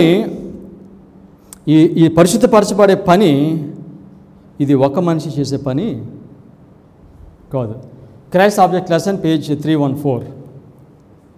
Christ came in the form of humanity, and by his perfect obedience he provided that humanity and divinity combined can obey every one of God's precepts. యేసుక్రీస్తు వారు ఆయన మానవుడిగా వచ్చి ఆయన చనిపోయారు. మానవుడిగా వచ్చి ఆయన పరిపూర్ణమైన విధేయత చూపించి ఆయన చనిపోయారు. సో కనుక ఇప్పుడు దైవత్వము, మానవత్వము ఈ రెండు కలిసినప్పుడు పరిశుద్ధ గ్రంథంలో ఉన్న ఎటువంటి కఠినమైన విధేయత అయినా, పరీక్ష అయినా అది సులువే. దీనిలో ఏమన్నారు? Humanity and divinity combined can obey every one of God's precepts. అంటే దేంట్లో వాస్తవం ఏమిటంటే, దైవత్వము నీతోనూ నాతోనూ పనిచేయడానికి ఆయన ప్రయత్నం చేస్తున్నారు.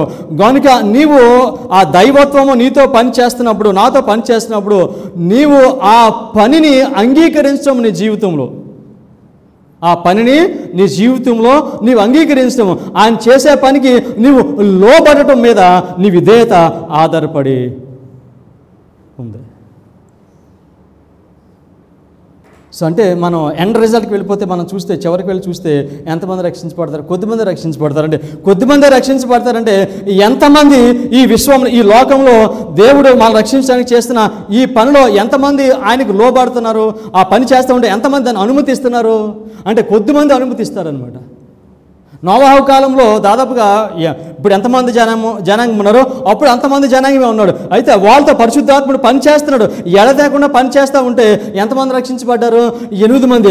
అనగా 8 మంది మాత్రమే పరిశుద్ధాత్ముడు వారి మీద పనిచేయడానికి వారు అనుమతించారు. ఎంతమంది మనుషులు అయితే పరిశుద్ధాత్ముడు వారి పైన పనిచేయడానికి అనుమతిస్తారో వారందరూ కూడా పరిశుద్ధ గ్రంథంలో ప్రతి వాక్యం నాకు పరిపూర్ణమైన విధేయత వారు చూపిస్తారు. ఆ విధంగా పరిపూర్ణమైన విధేయత చూపించడం ద్వారా దేవుడు ఆ మనిషిని పరిశుద్ధతలోనికి నడిపిస్తాడు. ఎంతో స్పష్టంగా పరిశుద్ధ గ్రంథంలో దేవుడు రక్షణ ఎలా కలుగుతుందో చెప్తే సాతాను దాన్ని గలిబిలి చేసాడు. ఆయన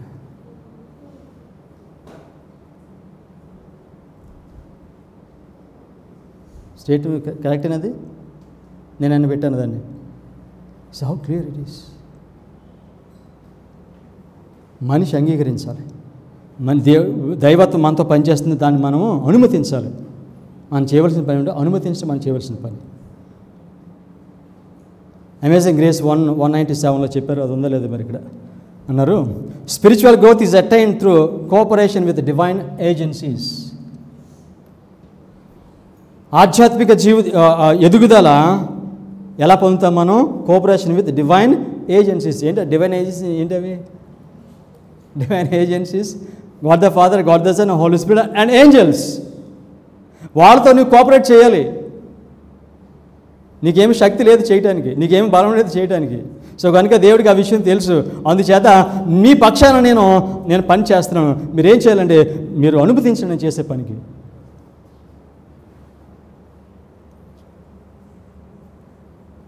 one more statement. Letters and manuscript volume 13 page year 1898. God has chosen to consummate అంటే అర్థం ఏంటి? కన్సుమేట్ అంటే నేను డిక్షనరీ చూశాను, నేను సంపూర్ణము, ఏదైనా సంపూర్ణము, complete. God has chosen to consummate nothing in the plan of salvation without the cooperation of the human with the divine. అంటే ఈ రక్షణలో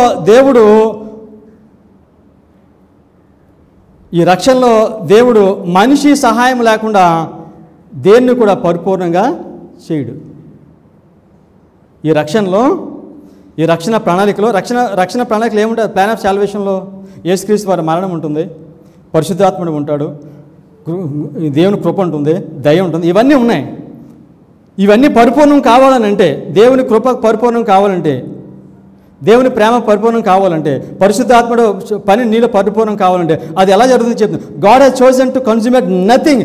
దేన్ని పరిపూర్ణం చేయడు దేవుడు. ఇప్పుడు మనిషి కనుక దేవునితో సహకరించకపోతే ఆ మనిషి జీవితంలో విశ్వాసం పరిపూర్ణం కాదు, పరిశుద్ధాత్మ పని పరిపూర్ణం కాదు, ఆ మనిషి జీవితం ఏది పరిపూర్ణము కాదు. సో కనుక ఇది పరిపూర్ణము కావాలని అంటే ఆ మనిషి God has chosen to consummate nothing in the plan of salvation without cooperation of the human with divine. So కనుక మనము ఆ దైవత్వంతో మనము కలిసి మనం పనిచేస్తాం. అందుకే అంటాడు పౌలు, జత పనివారము. మనం దేవునితో కలిసి పని చేస్తున్నాం, మనం జత పనివారము. సో దేవునితో మనం కలిస్తేనే మన జీవితంలో విశ్వాసము, విధేయత వీటన్నిటిని పరిపూర్ణం చేస్తాడు దేవుడు. కనుక మనం దేవునితో కలవకపోతే కనుక ఈ విశ్వాసం, విధేయత ఇవన్నీ కూడా అసంపూర్ణంగా ఉంటాయండి. ఒక మానవ శక్తి చేత కొంతవరకు ఆ మిడిమిడిగా ఆయన చేస్తాడు, కానీ అది పరిపూర్ణము కావాలనంటే ఆ మనిషి దేవునితో ఆయన సహకరించాలి. సో దేవునికి గొప్ప ఘనతను ఇవ్వటము ఏమిటంటే, దేవుడు కోరుకునే గొప్ప ఘనత మనిషి దగ్గర నుండి. మనిషి దేవునికి ఏమిస్తే గొప్ప ఘనత కలుగుతుంది అని అంటే అందులో ఒకటి ఏమి తెలుసండి, దేవునికి గొప్ప ఘనత మనం ఇవ్వాలంటే ఆయన మనతో పని చేస్తున్నాడు, ఆ పనిని మనం అంగీకరించడమే గొప్ప ఘనత తండ్రికి. అంతమించి గొప్ప ఘనత లేదండి. ఆయన పని చేస్తున్నాడు నీతోటి, నిన్ను పరిశుద్ధపరుస్తున్నాడు దేవుడు. ఆ చేసే ఈ పనికి మనము లోబడటమే, దాన్ని మనం అనుమతించడమే, దాన్ని మనం అంగీకరించడమే. Acts of Apostles, page 566.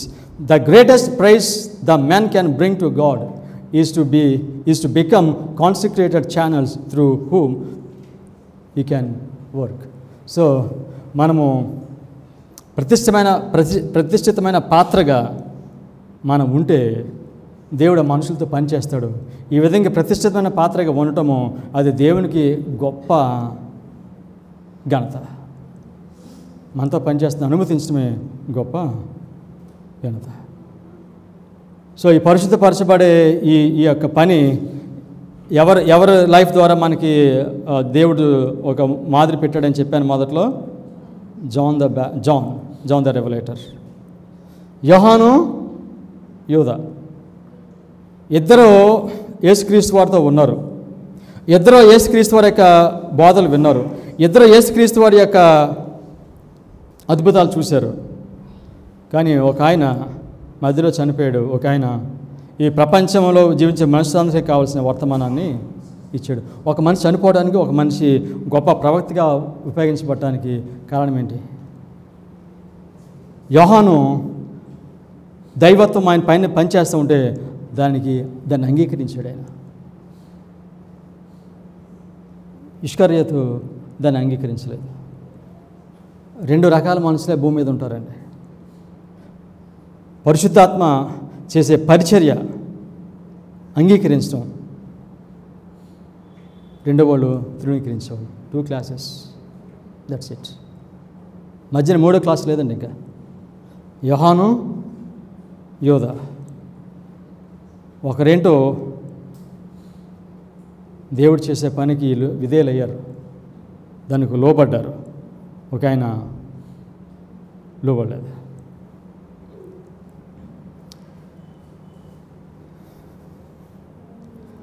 ఒక మనిషి పరిశుద్ధపరచబడకపోతే ఏమి సాకు చెప్తే సరిపోతుందంటారు? ఒక మనిషి దేవునికి విధేయత చూపించలేకపోవడానికి ఏం సాకు చెప్తే సరిపోతుందంటారు? ఇక అవిధేయత చూపించడానికి సాకు చెప్పడానికి లేదు. పరిశుద్ధపరచబడకుండా ఉండటానికి సాకు చెప్పడానికి లేదు. అయితే ఒకవేళ చెప్పాలంటే ఏం చెప్పాలనంటే, అవిధేయత చూపించడానికి నేను విధేయత చూపించలేకపోతున్నాను అని చెప్పడానికి ఏమి చెప్పొచ్చానంటే, నేను పరిశుద్ధాత్ముడు నా పైన పనిచేయడానికి నేను అంగీకరించట్లేదని చెప్పాలి. అంతే. పరిశుద్ధాత్మ నా పనిచేయడానికి నేను అనుమతించట్లేదు ఆయన్ని, అందుకే నేను అవిధేయత చూపిస్తున్నాను. ఎందుకు పరిశుద్ధపరచబడలేదు? శరీర కార్యములు ఎందుకు ఉన్నాయి? డబ్బు మీద అదే ప్రేమ, భోజనం మీద అదే ఆశ, పరాయి స్త్రీ మీద అదే కొందృష్టి.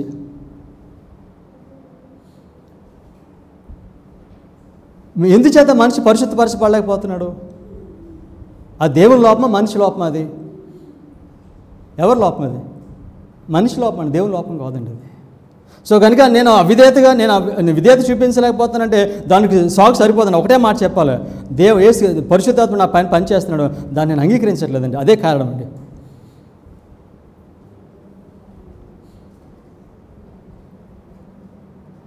అపోస్తల కార్యము 7వ అధ్యాయం 51వ వాక్యం. మనుషులారా హృదయములను చెవులను దేవుని వాక్యమునకు లోపరచి నొల్లని వారలారా, మీ పితరుల వలె మీరును ఎల్లప్పుడూ పరిశుద్ధాత్మను ఎదురించుచున్నారు. ఒక్క వాక్యం సరిపోతుందండి. చెప్తున్నాడు, మీరు ఎందుచేత మీ పితరులు ఎందుకు దేవుని ఎదిరించారు, ఎందుచేత దేవునికి వ్యతిరేకంగా తిరుగుబాటు చేశారు, ఎందుచేత మీరు అరణ్యంలో ఆకులు రాలిపోయినట్టు రాలిపోయారు మీరు, కారణం ఏమిటనంటే మీరు పరిశుద్ధాత్మను ఎదిరించుచున్నారు. పరిశుద్ధాత్ముడు వారి పైన పని చేస్తూ ఉన్నాడు. అయితే ఆ పని చేస్తూ ఉంటే ఆ పనికి వీళ్ళు అంగీకరించడం లేదు, ఆ పని చేస్తూ ఉంటే ఆ పనికి వారు లోబట్టడం లేదు. So obedience is simple, it's not difficult thing brothers, easy thing. ఎప్పుడైతే పరిశుద్ధాత్ముడు మన పని చేయటానికి మనం అనుమతి ఇస్తామో, దేవుని చిత్తమైతే. ఇంకొకసారి వాక్యం నేను చెప్తే, నేను ఎందుచేత మనము పరిశుద్ధాత్మ పని చేయకుండా ఏది మన ఆటంకపరుస్తుంది, ఎందుచేత మనం పరిశుద్ధాత్మ మన ద్వారా పని చేయకుండా మన ఆటంకపరుస్తున్నాము అనే దాని గురించి మన దేవుని కృపను బట్టి మనం నేర్చుకుందాం.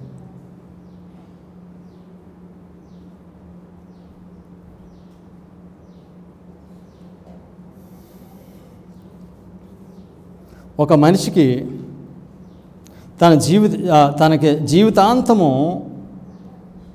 కావలసిన ధనమంతటిని ఇచ్చాడు ఒక మనిషి. జీవితాంతమే ఆయన ఇంకా 50 సంవత్సరాలు లేదా 100 సంవత్సరాలు బ్రతకడానికి కావాల్సిన ధనమంతా ఇచ్చాడండి. ఇది ఇంత డబ్బు నీ దగ్గర పెడుతున్నాను, నువ్వు ఏమి బాధలు లేకుండా నువ్వు బ్రతుకు అని చెప్పాడు. కొంతకాలం తర్వాత ఆ డబ్బు అయిపోయింది, ఆయన దగ్గర డబ్బు అయిపోయింది. ఓకే, ఏం చేశాడు ఆయన? డబ్బుని ఆయనకి జీవితాంతం కావాల్సిన 100 సంవత్సరాలు కావాల్సిన ధనాన్ని పెట్టాడు అంతే.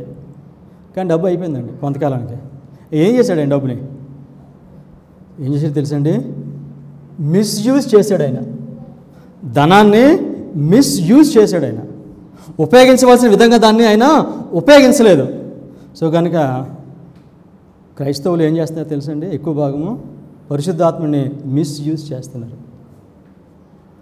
ఒక మనిషి దేవుని యొక్క స్వభావానికి మార్చబడలేకపోకుండా ఉండటానికి, మనిషి దేవుని విధేయత చూపించలేకుండా ఉండటానికి కారణం ఏమిటంటే, యేసుక్రీస్తు వారు పరిశుద్ధాత్మను ఇస్తూ ఉంటే ఆ పరిశుద్ధాత్మ పనిని, ఆయన యొక్క కృపను దేవుని ప్రజలు ఎక్కువ భాగము ఏం చేస్తారంటే దాన్ని మిస్యూజ్ చేస్తున్నారండి. ఉపయోగించవలసిన విధంగా దాన్ని వారు ఉపయోగించడం లేదు. లేకపోతే ఎందుకు మనుషులా ఉంటారు. అందుకే మిస్సెస్ వైట్ ఒక స్టేట్మెంట్ చెప్తారు, యేసుక్రీస్తు వారు ఈ లోకానికి వచ్చి ఆయన ప్రజలను తీసుకుని వెళ్ళాలని ఎంతో ఆశతో ఉన్నాడంట. కానీ ఆయన ఈ లోకానికి రాలేకపోతున్నాడు. కారణం ఏమిటంటే ఆయన సంఘంలో ఆయన కనపడలేదంట. యేసుక్రీస్తు వారు ఆయన సంఘంలో కనపడలేదు. క్రైస్తవ సంఘంలో యేసుక్రీస్తు వారు కనపడినప్పుడు ఆయన రావడానికి ఆయన చూస్తూ ఉన్నాడు, ఎప్పుడు నా సంఘంలో నేను కనిపిస్తానని. కానీ సంఘానికి వస్తే సంఘంలో యేసుక్రీస్తు వారు కనపడటం లేదు. అందుచేత ఆయన రాలేకపోతున్నారు. ఆ విధంగా రాలేకపోవడానికి కారణం ఏమిటంటే వారు దేవుడిచ్చిన ఆ కృపను వారే దుర్వినియోగం చేశారండి. సో కనుక మనుషులు పరిశుద్ధపరచబడలేకపోవడానికి కారణము దేవుడిచ్చిన కృపను, పరిశుద్ధాత్మను దుర్వినియోగము చేయటమే కారణం.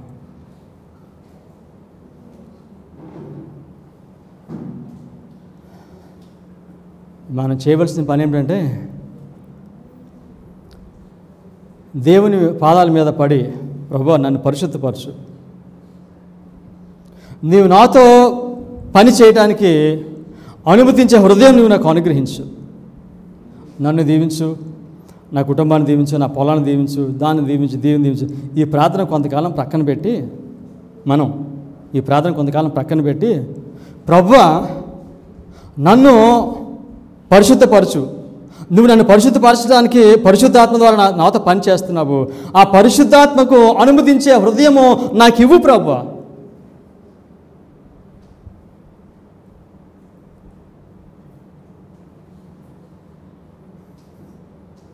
అటువంటి హృదయం నాకు ఇమ్మని అడగాలి. ఎందుకు తెలుసండి? పరిశుద్ధాత్మకు అనుమతించే హృదయం నాకు ఇమ్మని అడగాలి. ఎందుకంటే మొత్తం వ్యాధి అంతా అక్కడే ఉందండి. మొత్తం వ్యాధి అంతా అక్కడే ఉంది. ఎక్కడ? హృదయంలో ఉంది వ్యాధి. సో ప్రభు, అందుచేత దైవత్వము మానవుని పైన పనిచేస్తూ ఉంటే మనిషి దాన్ని తృణీకరిస్తున్నాడంటే ఏంటి చెప్తారు? మీరు మనిషికి శక్తి లేదంటారేంటండి? మనిషి బలహీనుడు అంటున్నారేంటి? బలహీనుడు అంటారా? సర్వశక్తి కలిగిన దేవుడు నీ హృదయం పైన పనిచేస్తాడు, తృణీకరిస్తున్నావు నువ్వు. నీకు ఎంత శక్తి ఉందో చూడు. మరి మనిషి బలహీనుడు అనుకుంటున్నారా? పరిశుద్ధాత్మను తృణీకరిస్తున్నాడు మనిషి. ఎంత బలంగా పనిచేస్తున్నా.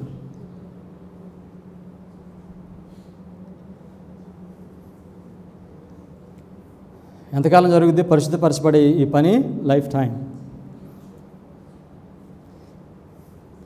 వృద్ధాప్యంలోకి వచ్చేసరికి సూచన, ఓకే, ఈ మనిషి జీవితంలో పరిశుద్ధపరచబడే పని అయిపోతుంది. సూచన తెలుసా?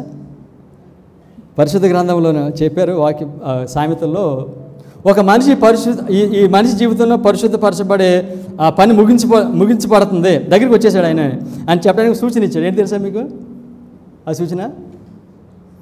తల నెరుపు వృద్ధులకు సౌందర్యము. తల నెరుపు వృద్ధులకు సౌందర్యము. ఒక మనిషికి తల నెరుపు వస్తూ ఉంటే దాని అర్థం అంట, ఈ మనిషి పరిశుద్ధపరచబడే ఈ ప్రక్రియలో చివరికి వచ్చేసాడు కానీ ఆల్మోస్ట్ అయిపోయింది కండి. సో కనుక వైట్ హెయిర్ ఉంచండి. సైన్, దేవుడు నిన్ను పరిశుద్ధపరుస్తున్నాడు. దాదాపుగా చివరికి వచ్చేసావు నువ్వు.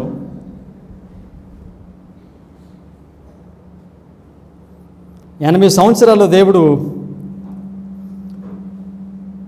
మోషేతో పనిచేశాడు. పరిశుద్ధపరచబడటానికి దేవుడు మోషే అనుమతించాడు, పరిపూర్ణంగా అనుమతించాడు దేవుడు ఆయన పని చేయడానికి. ఆయన పరిశుద్ధపరచబడ్డాడు.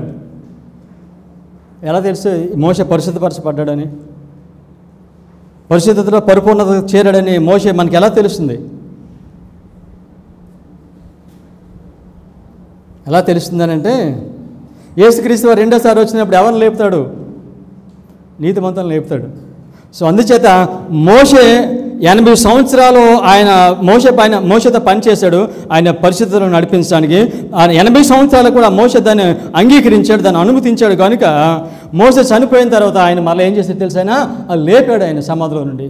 ఆ లేపడంలో ఉద్దేశం ఏంటంటే, ఈ మోషే ఆయన పరిశుద్ధపరచబడే పనిని ఆయన అనుమతించాడు ఆయన జీవితంలో. సో కనుక మీకు సైన్ ఇస్తున్నాను, ఆయన నేను లేపుతున్నాను. అయితే కానాను దేశానికి పంపించలేదు. అయితే కానాను దేశంలోకి పంపించకుండా శిక్షించాడు. కనుక మోషేని శిక్షించి ఏం బోధిస్తున్నాడంటే, మీరు పరిశుద్ధపరచబడాలంటే మీరు నాకు ఖచ్చితమైన విధేయత చూపించాలి. ఖచ్చితమైన విధేయత చూపిస్తేనే మీరు పరిశుద్ధతలోనికి వెళ్తారు అని చూపించడం కొరకు దేవుడు ఆ మోషేని కానాను దేశం చేరనివ్వలేదు. సో దీని ద్వారా దేవుడు ఏమి బయలుపరుస్తున్నాడనంటే, దేవుడు ఏమి పాఠం బోధిస్తున్నాడనంటే, మన జీవితం యొక్క లిస్టు చూస్తే, మనం చేసిన పాపంలో లిస్టు చూస్తే అవన్నీ కొన్ని వందలు కొన్ని వేలు ఉన్నాయి. అటన్నిటిని పరిశ్రమ తీర్పులో చూస్తున్నారు. చూస్తూ ఉంటే అన్నీ కూడా క్షమించబడ్డాయి అన్నీ క్షమించబడ్డాయి, కానీ ఒకటి మాత్రం క్షమించబడలేదు. అప్పుడు దేవుడు ఏమంటాడు తెలుసా? Remove that man's name, blot out. ఆ జీవగ్రంథంలో నుంచి ఆ మనిషి పేరు తీసేయనివి ఇంకా. సార్ ఇన్ని పాపాలు చేయించాడు కదా సార్, ఇన్ని పాపాలు క్షమించబడ్డాయి కదా, ఒక్క పాపమే ఉందంటే ఆయన ముఖమును లక్ష్య పెట్టేవాడు కాడు. ఆయన పరిశుద్ధాత్మ మన పైన పనిచేసినంతకాలం పని చేస్తాడు. ఒకసారి ఆ పని అయిపోయి తీర్పు ప్రారంభించాడనంటే కనుక ఇక ముఖమును లక్ష్య పెట్టేవాడు కాడు. నువ్వు 2000 సంవత్సరాల నుండి ఈ పరిచర్య మన పైన దేవుని సంఘం పైన చేస్తున్నాడు ప్రాముఖ్యంగా. సో కనుక ఇక ఒక్క తప్పిదం ఉన్నా కూడా దేవుడు ఏమంటాడనంటే ఈ మనిషి పేరుని జీవగ్రంథంలో నుంచి తొలగించాయి. ఇక ముఖాలను చూడక ఆయన అబ్రహమా, ఆ దావీదా, లేకపోతే దేవుని కుమారుడికి ఏమీ చూడక. అందుకని మనం ఏం నేర్చుకున్నాము? ఆయన న్యాయమైన న్యాయాధిపతి. ఎందుచేతనగా దైవత్వము మనం రక్షించడానికి ఎప్పుడు ఎడతేయకుండా మన పైన వారు పనిచేస్తూ ఉన్నారు. ఇంత పని చేసిన తర్వాత కూడా నీవు ఆయన పనికి నువ్వు అనుమతించకపోతే చివరిలో ఆయన చెప్పే మాట ఏమిటంటే తీసే ఆయన పేరు జీవగ్రంథంలో నుంచి. చాలా గొప్ప స్పీకర్ అండి. ప్రపంచం అంతా కదిలించేస్తున్నాడు ఆయన. కోట్ల మంది వచ్చేస్తున్నాడు ఆయన వాక్యం చెప్తూ ఉంటే. Doesn't care. ఒక్క పాపము ఆ లిస్టులో అది క్షమించబడలేదనంటే కనుక దేవుడు అంటాడు ఆ పేరు తీసే జీవగ్రంథంలో నుండి. నేను అనుకుంటున్నాను ఆ మాట ఆయన సాఫ్ట్ అయితే చెప్తాడని అనుకోవట్లేదు. నేను చాలా గంభీరంగా చెప్తాడు అనుకుంటున్నాను. నేను remove that name from that book. కనికరము, దయ, ప్రేమ శాశ్వతంగా చూపిస్తాడు దేవుడు. కానీ తీర్పు తీర్చినప్పుడు న్యాయమైన న్యాయాధిపతి ఏమంటాడు తెలుసా? అపవాదికని వాని దూతలకు సిద్ధపరిచిన నరకాగ్నిలోనికి పోడి. దైవత్వం యొక్క పరిచర్య మన జీవితంలో జరుగుతుంది. పరిపూర్ణమైన విధేయత చూపించడానికి ఆ పరిచర్య దేవుడు మన జీవితంలో చేస్తున్నాడు. ఆ పరిపూర్ణమైన విధేయత ద్వారా దేవుడు మనలను పరిపూర్ణంగా పరిశుద్ధపరిచి యేసుక్రీస్తు వారి యొక్క స్వభావానికి మార్చి ఆయనతో పాటు శాశ్వత కాలం ఉండటానికి మనలందరితో దైవత్వము పనిచేస్తున్నాడు.